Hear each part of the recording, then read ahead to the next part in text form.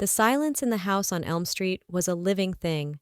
It was a dense, heavy quiet that had settled into the floral wallpaper and the plush, well-worn armchair where Arthur used to sit. For Margaret, Maggie Peterson, 78 years old and a widow for 3, the silence was her most constant companion. It was broken only by the grandfather clock in the hall, chiming away the lonely hours, and the occasional visit from Tom. Tom Riley was a blessing. He had grown up in the house next door, a scabby-kneed boy who'd once broken her window with a baseball and then spent a whole Saturday weeding her garden to make up for it. Now he was a handsome man in his late 30s, with an easy smile and eyes that crinkled with what looked like genuine warmth. After Arthur's passing, when the silence became unbearable, Tom had stepped in. He brought her groceries, hissing at her when she tried to pay him. He fixed the loose step on her porch, his brow furrowed in concentration. He mowed her lawn, refusing to take a dime, claiming the exercise was good for him. This afternoon he was wrestling with a stubborn drain in her kitchen sink. Maggie sat at her small table, a cup of chamomile tea warming her hands. "Oh, Tom, you don't have to do all this," she said, the words a familiar refrain. He grunted from under the sink, his voice slightly muffled. "Nonsense, Maggie. What kind of neighbor would I be if I let your sink back up?" A moment later, he slid out, wiping his greasy hands on a rag. "All done. Should run clear as a bell now." He gave her a triumphant grin, and Maggie's heart swelled with a familiar maternal affection. He was the son she'd never had. "You're a good boy, Tom. Always have been." He sat down opposite her, his presence filling the quiet kitchen with a welcome energy. "Well, you were always good to me," he said, his smile softening. "Remember when I fell off my bike and you patched up my knee? You gave me that cookie that was as big as my head." Maggie laughed, a sound that felt rusty from disuse. "An oatmeal raisin. You cried because you hated raisins, but you ate it anyway so you wouldn't hurt my feelings." "See? You've always looked out for me," he said, his gaze turning serious. He reached across the table and patted her hand. His own was warm and strong. "It's my turn to look out for you. You're like a mother to me, Maggie. I mean that." The words were a balm on her lonely soul. In that moment, she believed him completely. She saw the little boy with the scraped knee and the earnest young man who mowed her lawn, all wrapped up in this kind, charismatic savior. He was her rock, the one solid thing in a world that had felt adrift since Arthur was gone. She trusted him with her leaky faucets and her heavy groceries. She trusted him with her stories. She trusted him with her heart. She didn't know then that he was simply testing the locks, looking for the one that would open everything. A week later, Tom arrived, not with a toolbox, but with a glossy trifold brochure. The cover depicted a smiling, silver-haired couple playing tennis on a pristine court, the sun glinting off a sparkling swimming pool behind them. The headline read, "The Golden Years, Redefined. Welcome to Oakwood Meadows." "I've been thinking about you, Maggie," Tom said, sliding the brochure across the kitchen table. His tone was earnest, full of concern. "This place, it's a big house. It's a lot of upkeep. You're all alone here." Maggie opened the brochure. Inside were pictures of elegant dining rooms, art classes, and lush, manicured gardens. It looked like a permanent vacation. "It's beautiful, Tom, but a place like this? I could never afford it." "That's where you're wrong," he said, leaning forward, his voice dropping to a confidential, exciting pitch. "Arthur left you this house, right? It's paid off. The market is sky high right now. If you sell the equity you've built over 50 years, it's a small fortune." He began to sketch figures on a napkin, his pen flying. He talked about investments, secure retirement funds, and guaranteed returns. The numbers were dizzying, but the picture he painted was crystal clear. A life without worry. No more leaking faucets, no more lonely nights. Friends, activities, security. A pang of profound loss echoed through her. Sell the house? The home where she and Arthur had raised a family that never came, where every corner held a ghost of a memory? "I don't know, Tom," she whispered, her hand instinctively clutching the edge of the table, as if to anchor herself. "This house it's everything." Tom's expression softened into one of deep sympathy.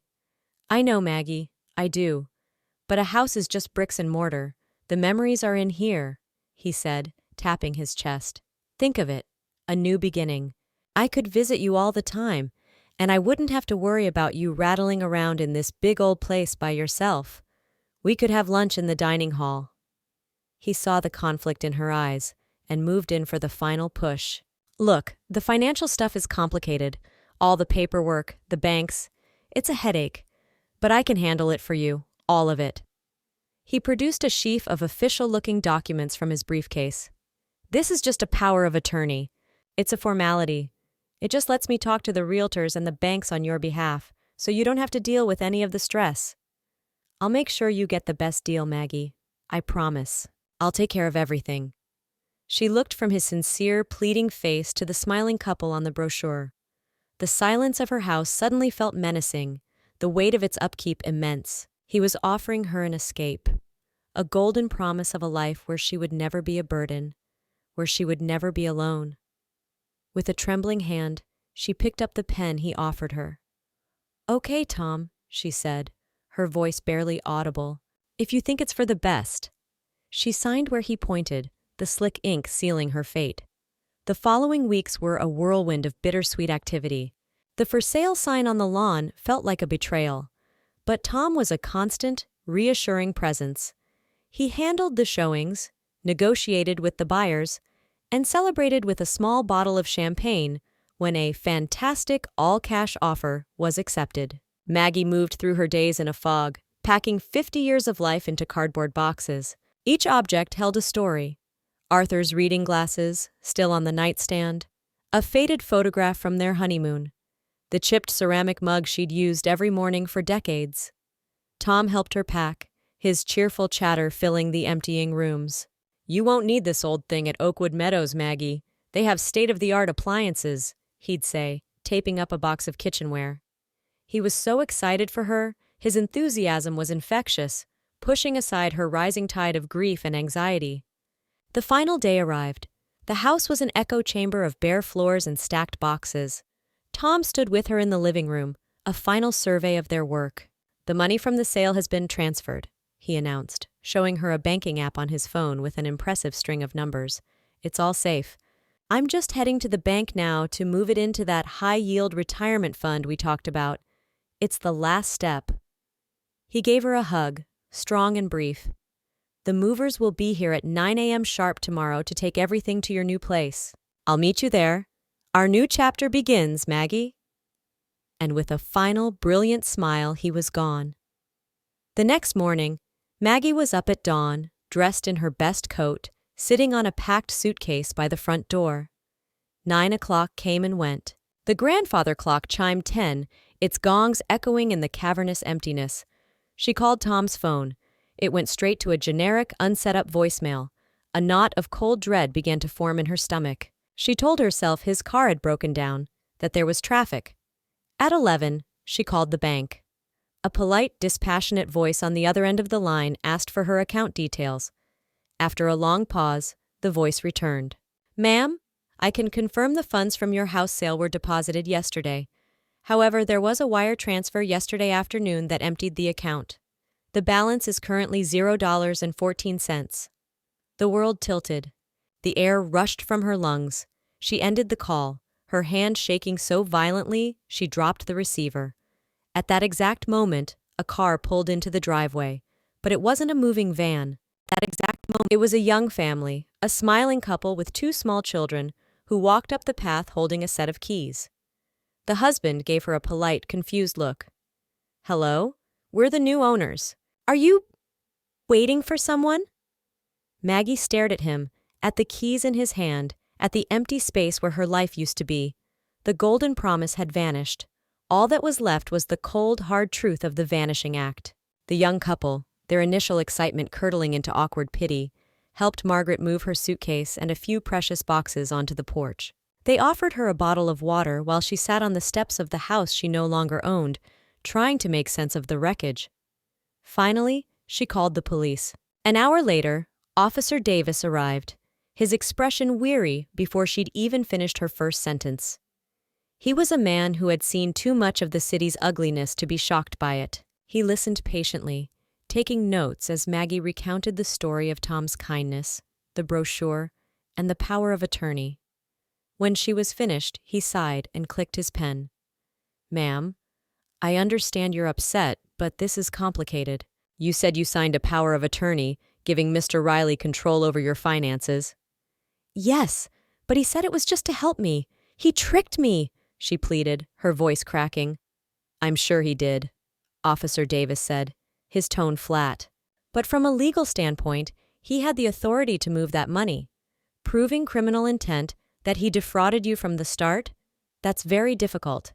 It becomes a civil matter. You'll need to hire a lawyer and sue him." "Sue him? With what money?" Maggie cried, the absurdity of it a fresh slap in the face. "He took everything." Officer Davis had no answer. He gave her a card with a number for Adult Protective Services and a genuinely regretful look before he left. The system had offered its verdict. She was not a victim of a crime, but a party in a dispute she had no means to fight. With no money, no home, and no family to turn to, social services placed her. The place they took her was called the Northgate Assisted Living Center, a name far grander than the reality. It was a state-run facility smelling of disinfectant and boiled cabbage. It was a world of linoleum floors, humming fluorescent lights, and the constant discordant murmur of daytime television from a communal lounge. Her room was a small, sterile box she shared with a silent woman who stared at the wall all day. The elegant brochure for Oakwood Meadows felt like a fever dream. This was her new reality. Days bled into weeks, weeks into months, months into years. Maggie's vibrant spirit began to fade, eroded by the monotony and the crushing weight of her shame. She was quiet, withdrawn, another forgotten soul in a forgotten place. A kind, overworked nurse's aide named Carla would sometimes sit with her, trying to coax a story or a smile out of her. But Maggie had sealed her heart away. The betrayal had been too absolute. The boy she had loved like a son had not only stolen her money, he had stolen her future, her past, and her trust in human kindness, leaving her in a cold, gray reality to simply wait for the end. 5 years. 5 years of beige walls, lumpy mashed potatoes, and the drone of the television in the common room. Maggie had resigned herself to this life. The fire of her anger had long ago cooled to embers, buried under a thick layer of shame and weary resignation. She was a ghost haunting the hallways of her own final chapter. One Tuesday evening, she was sitting in her usual vinyl chair in the common room, half listening to the cacophony of a game show.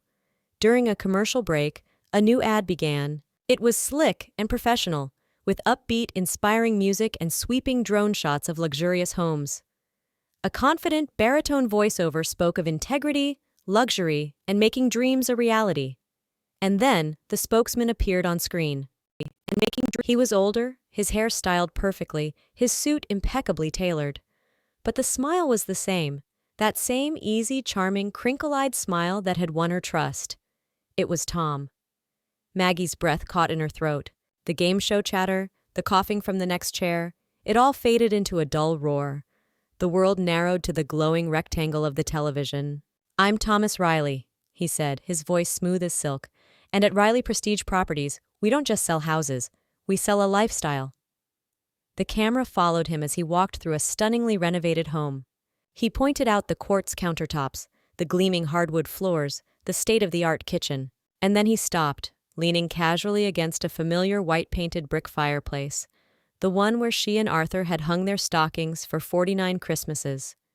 He was in her house, her home. It had been gutted, polished, and stripped of all her memories, and he was using it as his showroom, his trophy. "This is the standard of excellence you can expect from us," he said, gesturing around the living room that was no longer hers. "A commitment to quality, a foundation of trust." Trust. The word hit Maggie like a physical blow. The air was stolen from her lungs. A low gasp escaped her lips, a sound no one else in the room noticed.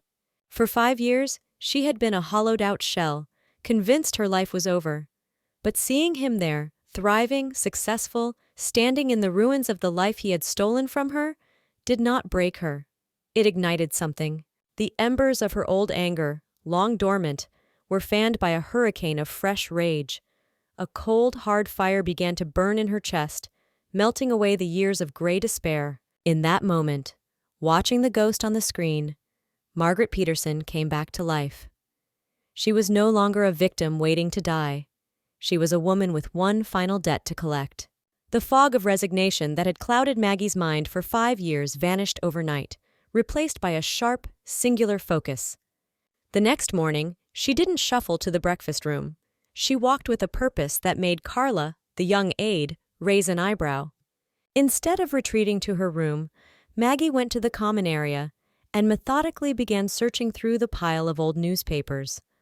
Her quarry was in the business section of last Sunday's paper. A large, glossy ad announced the official launch party for Riley Prestige Properties.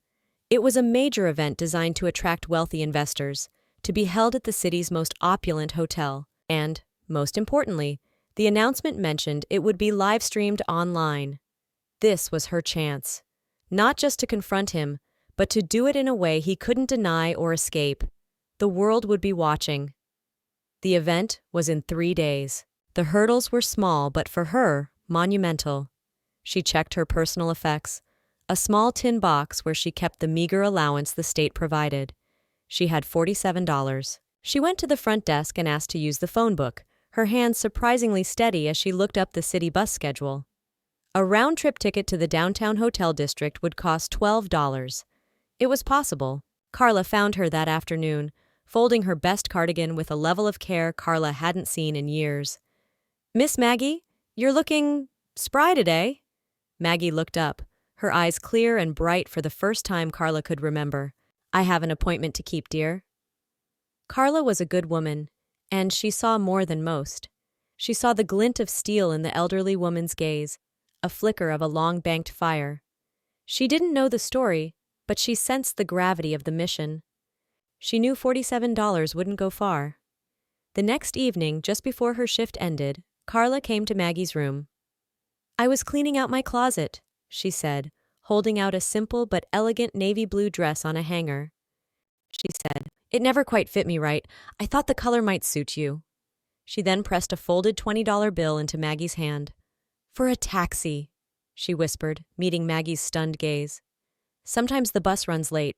"You shouldn't be late for your appointment." Tears welled in Maggie's eyes, the first she'd shed not from grief, but from gratitude.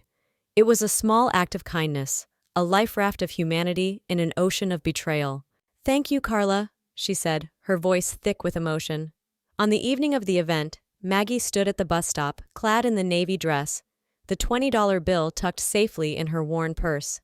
As the bus hissed to a stop, she climbed the steps, a frail woman in a borrowed dress, her heart hammering with a mixture of terror and righteous fury. She was on her way to confront the man who had destroyed her life, armed with nothing but the truth and the kindness of a stranger.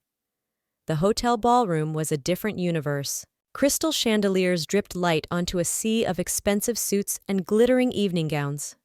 The air hummed with power and wealth, smelling of perfume and champagne. Maggie, a small gray-haired woman in a simple dress, slipped in unnoticed, a ghost at the feast. She clutched her worn purse to her chest and found an empty chair in the back, her heart a frantic drum against her ribs. On a brightly lit stage at the front of the room, Thomas Riley was in his element. He was a master showman, charming the crowd with anecdotes of his success and visions of future profits. He looked directly at the multiple cameras broadcasting the event, his smile exuding confidence and, worst of all, integrity. To Maggie, every polished word was a lie, every smile a dagger. She sat perfectly still, her gaze fixed on him, waiting for her moment. After his presentation, a moderator stepped forward. "Mr. Riley has graciously agreed to take a few questions from the audience and our viewers online." This was it. With a surge of adrenaline that made her limbs tremble, Maggie stood up and made her way to the aisle, where an attendant held a microphone.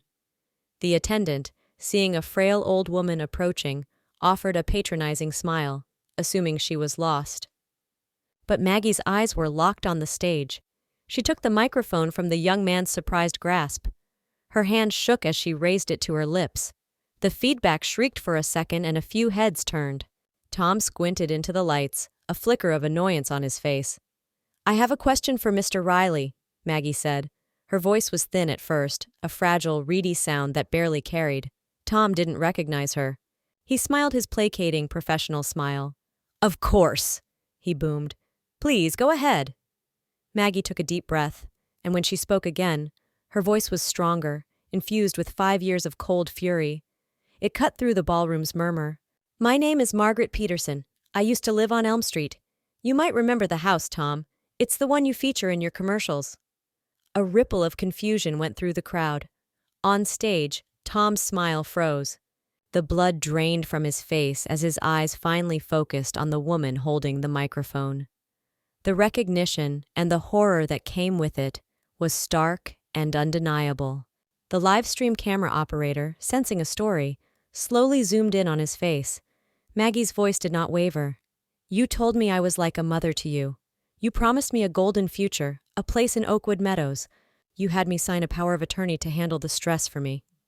She took a step forward, her frail frame radiating an immense, terrible power. She locked eyes with the man who had shattered her life. "You told me you would take care of me forever," she said, her voice ringing with the clarity of absolute truth. "Then you sold my house, you stole every penny I had in the world, and you left me to die in a state-run home." A collective gasp swept through the ballroom. The silence that followed was absolute, broken only by the quiet whir of the cameras swinging between the accuser and the accused. Tom stood frozen on the stage, his mask of success shattered, exposed as a common thief in front of the entire world. The ballroom erupted into chaos. The live stream moderator quickly announced technical difficulties, but it was too late. The clip of the frail woman's quiet, devastating accusation had already been captured, clipped, and was rocketing across the internet. News outlets, smelling blood, descended on the story. The viral video of the grandmother's reckoning was inescapable. Somewhere across town, Officer Davis, now a detective, watched the clip on his phone, his jaded expression hardening into one of grim satisfaction. The public broadcast, witnessed by thousands, provided the political and evidentiary pressure he had lacked 5 years prior. Elder fraud, once a murky civil matter, was now a public spectacle demanding action. An official criminal investigation was launched within 24 hours. Tom Riley's empire, built on a foundation of lies, crumbled with astonishing speed. Investors pulled out, partners distanced themselves, and the media published glowing profiles of Margaret, alongside investigative pieces detailing his predatory scheme. His assets were frozen, and he was arrested in the polished lobby of his Prestige Properties office. For Maggie, the aftermath was a blur of police interviews and meetings with a pro bono lawyer who had taken her case after seeing the news. She knew she could never get her house back. The young family who had bought it were innocent parties. The memories it held were gone for good. But justice, it turned out, came in other forms. The criminal case against Tom was swift and damning. Faced with the undeniable video evidence and a mountain of financial records, he was convicted of fraud and embezzlement. A court-ordered restitution was put in place, and a subsequent civil suit, funded by a victims' advocacy group, clawed back a substantial portion of Maggie's stolen life savings from his seized assets. The story does not end with Maggie returning to Elm Street. It ends somewhere better. 6 months after the confrontation, Margaret Peterson unlocked the door to her own private apartment in the Willows, a beautiful and genuinely comfortable retirement community. It had a small balcony overlooking a garden, a modern kitchen, and a quiet, peaceful atmosphere. She had chosen it herself, and she had paid for it herself. One sunny afternoon, she sat on her balcony, a cup of tea warming her hands. She was no longer a ghost, nor was she the avenging angel from the ballroom. She was simply Maggie, a woman who had walked through fire and emerged on the other side. She had lost her home, but in fighting back, she had reclaimed something far more valuable: her dignity, her agency, and her story. The silence that surrounded her now was not the sound of loneliness, but the sound of hard-won peace.